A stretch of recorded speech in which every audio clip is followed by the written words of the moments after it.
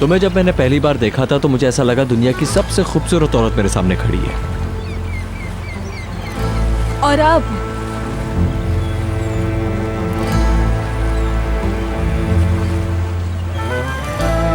अब मेरे साथ चाले चलने वाली और मुझे धोखा देने वाली है।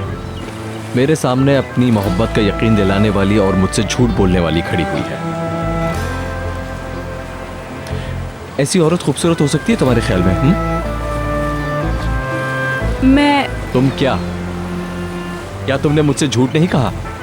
तुम लोगों ने वहां पर किसी आदमी को पैसे नहीं दिए थे टेरेस पर हमारे पीछे दरवाजा बंद करने के लिए? हाँ, तुम रोने की इतनी अच्छी एक्टिंग कैसे कर लेती हो मैं समझ नहीं पा रहा हूं। और तुमने अपनी आंखों में क्या डाला था? चुप हो जाओ।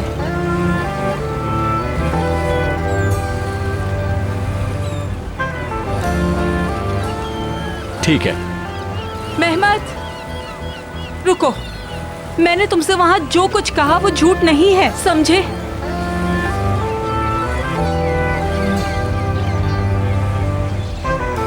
कसम से झूठ नहीं था।